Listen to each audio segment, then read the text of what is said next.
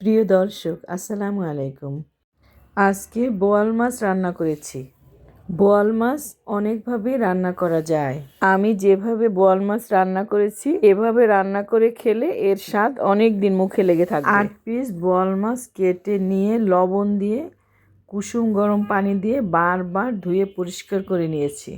এবারে স্বাদ মতো লবণ, 1 চা চামচ হলুদের গুঁড়া ও 1 চা চামচ মরিচের গুঁড়া দিয়ে ভালোভাবে মেখে আধা ঘন্টা ম্যারিনেট করে রাখবো। এভাবে মাছ মেখে ম্যারিনেট করে রাখলে লবণ ঠিকভাবে মাছের মধ্যে ঢুকবে। একটি প্যানে 1/2 কাপ পরিমাণ তেল দিয়ে দিলাম।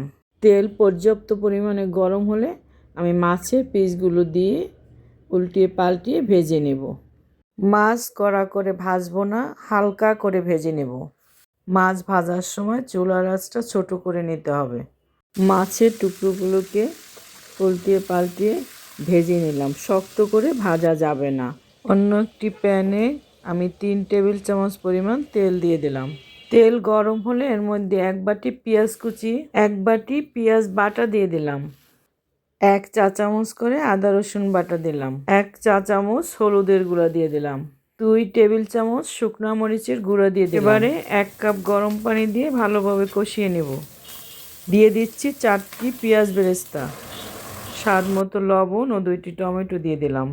ভালোভাবে কষিয়ে নিয়ে 2 কাপ গরম পানি দিয়ে দিলাম। এবারে ভালোভাবে নেড়ে চেড়ে ফুটে উঠলে মাছের টুকরোগুলো দিয়ে দিলাম। যতক্ষণ না ঝোলটা টানে মিডিয়াম আছে উল্টিয়ে পাল্টিয়ে আমি রান্না করে নেব। আমি অফ ক্যামেরায় 1 টেবিল চামচ জিরা বাটা দিয়েছি। আমি মাছের টুকরোগুলো সাবধানে একবার উল্টিয়ে দিয়েছি। এবারে ধনেপাতা কুচি, কাঁচামরিচ ও জিরার গুঁড়া দিয়ে নামিয়ে নেব। আরও কিছুটা পেঁয়াজ বেরেস্তা ছিটিয়ে দিলাম। বোয়াল মাছ রান্না শেষ হয়েছে। এবার গরম গরম ভাতের সাথে পরিবেশন করব। রেসিপি ভালো লাগলে সবাই লাইক, কমেন্ট ও শেয়ার করবেন। ভালো থাকবেন। আল্লাহ হাফেজ।